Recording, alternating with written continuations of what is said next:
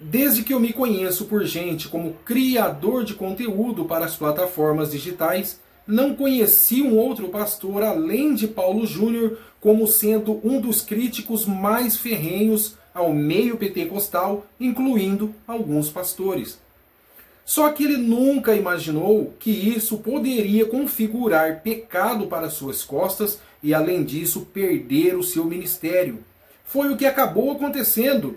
E isso veio aí por cerca de uns 8, 10 anos, ele simplesmente falando o que pensava, baseado em algumas pregações.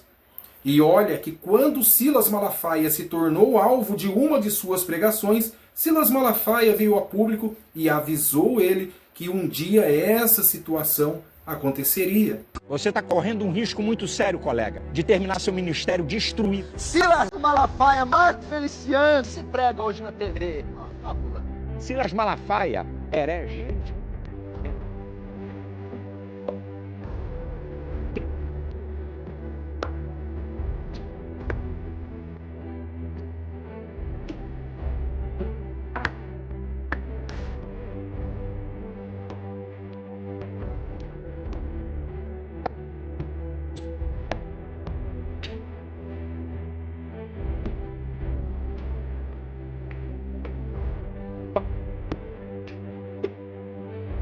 Primeiro. Paulo Júnior está sendo exposto na internet como pecador.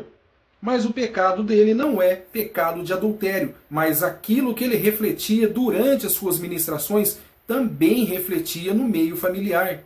Inclusive, pela sua veemência em defender aquilo que ele acreditava, a sua família, como esposa e filhos, que são os mais íntimos, cunhados, avós, tios, também acabaram sofrendo com essa posição dele, onde ele se mostrava imaleável, mesmo sabendo que em alguns pontos ele poderia estar errado. Por conta disso, ele foi afastado do seu ministério, só não sabe se é permanentemente, mas até então, onde se sabe, ele não está mais à frente do ministério. E ele veio então, através de um vídeo, explicar um pouco do que seria esse seu pecado e, é claro, o mais importante, num gesto de humildade, pedir perdão a todos que se sentiram ofendidos por tudo aquilo que ele falou ao longo do seu ministério. Olá, querido irmão e irmã em Cristo. Depois de um tempo ausente das mídias sociais para tratar da minha saúde, eu venho agora a público falar a respeito do meu ministério. Você sabe que 1 Timóteo capítulo 3 trata das qualificações do pastor. Um homem, se quiser ser pastor, precisa ter aquelas qualificações. Nesse sentido, eu quero dizer a vocês que eu pequei ferindo princípios que ali estão colocados. Por exemplo, Paulo fala que o bispo, pastor, precisa ser um homem temperante, precisa cuidar bem da sua família, precisa ser cordato, precisa ser hospitaleiro, precisa ser dado ao estudo da palavra e assim por diante. Não ser violento. Muitas vezes aquela dureza que vocês viam no púlpito era manifestada nos meus relacionamentos e na maneira que eu conduzia a igreja, ferindo, magoando pessoas, membros, sendo muito duro, exigente, e a mesma coisa com membros da liderança, sendo exigente, duro, magoando, ferindo e ofendendo eles. Assim também membros da minha família. E são princípios inegociáveis para alguém que necessita ser pastor. O meu conselho me chamou, me repreendeu a respeito dessa condução por um tempo, e eu resisti a essa repreensão, tentando manipulá-los, tentando dissuadi-los e me rebelando contra a verdade de Deus e contra a verdade que vinha da sua boca. Mas depois de novos conselhos e novas repreensões, eles me convenceram do meu pecado. Meus olhos se abriram e eu vi que estava conduzindo a igreja de forma equivocada, pecaminosa. E eu pedi perdão a eles e reconheci o meu pecado. E depois de algumas reuniões, eles entenderam que essas violações, que já tinham um bom tempo, me desqualificavam para ser pastor dessa igreja. E o que prontamente eu entendi, uma desqualificação não temporária, não permanente. Por essa razão, eu quero aqui pedir perdão a vocês, mais uma vez, pedir perdão aos membros da igreja que eu ofendi, que eu excedi na minha liderança, que eu magoei, que eu fui além do que um pastor pode ir.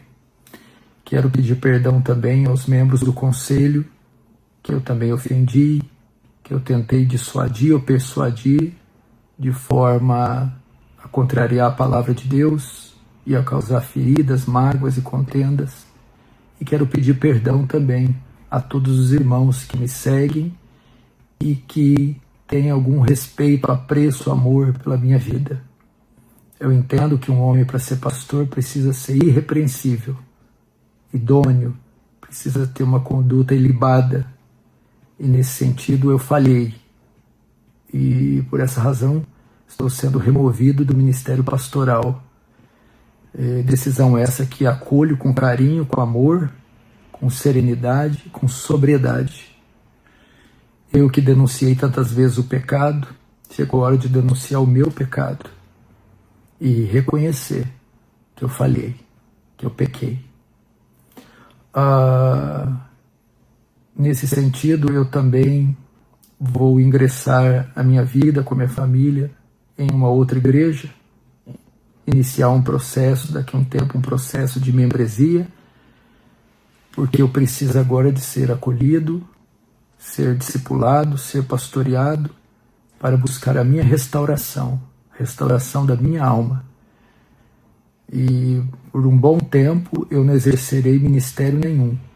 Não é tempo de pregar, não é tempo de estar nas mídias sociais, estarei afastado de qualquer compromisso com o ministério, seja de ensino, de pregação, seja de palavra, e também nas mídias sociais. Tratarei exclusivamente da minha família e da restauração da minha alma.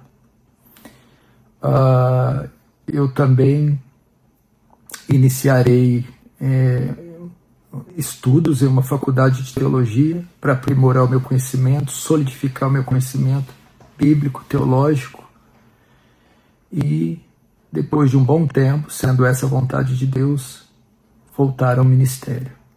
Por isso eu quero pedir as suas orações. Não deixe de orar pela minha vida, não deixe de orar pela minha família e pela igreja que eu deixei. Peço compreensão de vocês, amor de vocês, o carinho de vocês. Você sabe que a internet é palco de muita fofoca, maledicência, discussão. E esse vídeo vai trazer reações, vai trazer respostas de toda sorte. Mas é isso que eu tenho para dizer para vocês, e esses são os meus pecados. E mais uma vez, eu peço perdão a vocês. Um grande abraço do seu querido irmão, Paulo Júnior. Essa foi uma das atitudes mais bonitas do pastor Paulo Júnior, aceitar que estava errado e vir a público pedir perdão.